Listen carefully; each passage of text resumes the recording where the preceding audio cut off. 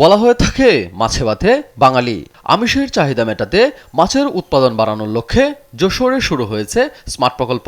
পল্লী কর্মসহায়ক foundation PKSF এর সহায়তায় এই প্রকল্পে বিভিন্ন সুবিধা দিচ্ছে যশোরের জাগরণী চক্র ফাউন্ডেশন। এটি যশোরের চাচড়ার জাহিদুর রহমানের মাতৃফিশ হ্যাচারি অ্যান্ড ইন্টিগ্রেটেড ফার্ম, যেখানে প্রতি বছর 15 থেকে 20 লাখ রেণুপোনা উৎপাদন হয়। এজন্য প্রতিদিন প্রয়োজন হয় 6 লাখ লিটার পানি ও পর্যাপ্ত অক্সিজেন। ফলে গুনতে হয় বড় অঙ্কের বিদ্যুৎ বিল। একইভাবে পুনঃ উৎপাদন করে আসছিল প্রবীর ফিশ ফার্ম। খরচ বেড়ে যাওয়ায় ব্যাহত হচ্ছিল উৎপাদন। সম্পদের সুষম ব্যবহার ও কম জ্বালানি খরচে অধিক পুনঃ উৎপাদন করতে এই হেচারিতে সোলার প্যানেল, এরেটর ও স্বচ্ছ টিন স্থাপনে আর্থিক সহায়তা দিয়েছে জাগরণী চক্র ফাউন্ডেশনের স্মার্ট প্রকল্প। ফলে কমেছে বিদ্যুৎ বিল। এছাড়া ব্যবহৃত ড্রেনে চলে যাওয়া এই বিশাল পানি ফিল্টারিং ও রিসাইক্লিং পদ্ধতিতে সেটি পরিষ্কার করে ব্যবহার হচ্ছে পুকুরে। ফলে কমেছে পানির অপচয়। আমরা বিদ্যুতে পেরে দিচ্ছি না, বিদ্যুতে অতিরিক্ত বিল আসতেছে। তারপরে মনে করেন সার, খোল, প্রতিটা সেক্টরের এখন একটু বাড়তি সবকিছু। আমরা আগে সমস্যা হতো যে বিদ্যুৎ পুড়ায় যে বিল আসতো, তাতে করে আমি আরো 2 জন কর্মচারী পুষ্টি করতাম। এখন বিদ্যুৎ বিল আসছিল লাস্টের দিকে এসে 40,000, 45,000, 50,000, সেখানে এখন আসছে 30,000, 25,000, 20,000 পর্যন্ত আসছে। মনিরামপুরের খালিকুর রহমান টিটুর মৎস্য খামারে এসেছে পরিবর্তন।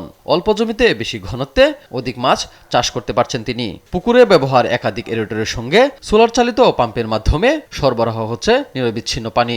10 বিঘার পুকুরে দেশীয় মাছের মিশ্র চাষে তার বছরে লাভ হচ্ছে 20 থেকে 22 লাখ টাকা। আগে আমার ওইভাবে কোনো লাভবান আমি হতে পারতাম না, হয়তো 10 লাখ টাকা লস যেত, নাহলে কোনোবার 10 লাখ লাভ হতো। তারপরে আমি আস্তে আস্তে বিভিন্ন জায়গায় ট্রেনিং দেওয়ার পরে আমি ডিজিটালভাবে মাছ চাষ করা শুরু করেছি। এখন ওই যে আমার এরোটার আছে, এরোটার কারণে আমি অল্প জায়গায় অধিক ঘন মাছ চাষ করতে পারি। তারপরে সোলার সিস্টেম করেছি, তারপরে নীল নেট ব্যবহার করেছি, যার কারণে আমার মাছের অনেক রোগ ব্যাধিও কম হয়।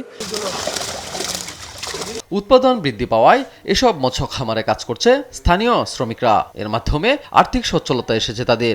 ফিশারি থেকে পোনা মাছগুলো ছাড়া হয় এসব পুকুরে। নির্দিষ্ট সময়ের পর মাছগুলো করা হয় বাজারজাত।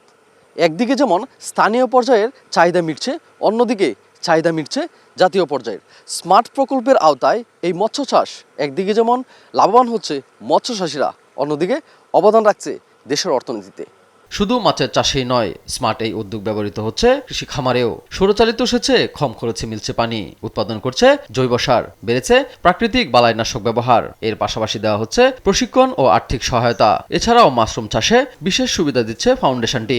আগে খুব কষ্ট হতো, হ্যান্ডেল মারতে হতো, পানি তুলতে হতো, ডিজেল আনতে হতো, মেকার যদি সেলো মেশিন নষ্ট হয়ে যেত, মনে করেন যে মেকার আনতে যেতে হইতো। একটা মেকার আনলে মনে করেন 1000 টাকা দিতে হতো। এরকম অনেকগুলো দেখছে সাশ্রয় পাচ্ছে। আগে আপনার এই যে সাপোর্ট দিয়েছে, এতে আমাকে আগে উন্নতি বেশি আছে। জাগরণী চক্র ফাউন্ডেশন বলছে প্রতিদিন নতুন নতুন কৃষক এ প্রকল্পে যুক্ত হওয়ার আগ্রহ প্রকাশ করছে। বর্তমানে মৎস্য চাষী এবং কৃষিখাত একটা চ্যালেঞ্জের সম্মুখীন আছে। আমরা চাই এই চ্যালেঞ্জ মোকাবেলা করে তারা এগিয়ে আসুক। তারা এই স্মার্ট প্রকল্পের মাধ্যমে এবং RCEP প্রকল্পের মাধ্যমে তারা আরও এগিয়ে যাক। PKSF বলছে এই প্রকল্প কম সম্পদ ব্যবহার করে সর্বোচ্চ উৎপাদনের পাশাপাশি পরিবেশ রক্ষায়ও কাজ করবে। যতটুকু পারা যায় রিসোর্সটাকে হাইয়েস্ট ইউজ করা, এইটাই প্রজেক্টের উদ্দেশ্য। এইটা আমরা এই প্রজেক্ট ডিজাইন করার সময় আমরা ঠিক করি যে এই কাজটা সর্বোচ্চ কী ব্যবহার করা যাবে, এবং তাকে কিন্তু আমার সাথে কমিট করতে হবে যে আমি এগুলো করবো, নাহলে সে নর্মাল লোন নেবে। এইটাতে নিতে গেলে তাকে আমার সাথে আগে ওয়াদা করতে হবে, এগ্রিমেন্টে আসতে হবে। এবং এটা প্রতি মাসে আমাদের একটা অটো ডাটা সিস্টেম আছে, প্রতি মাসে সে এটা ডাটাগুলো ফিট করতেছে, আমাদের লোক যাচ্ছে সে ফিট করতেছে।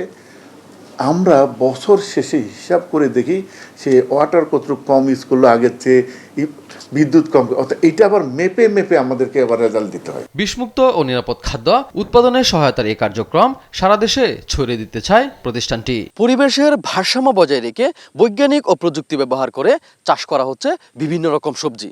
এতে উৎপাদিত হচ্ছে পুষ্টিকর সবজি, লাভবান হচ্ছেন চাষিরা। হিমেল, দেশ টিভি, যশোর।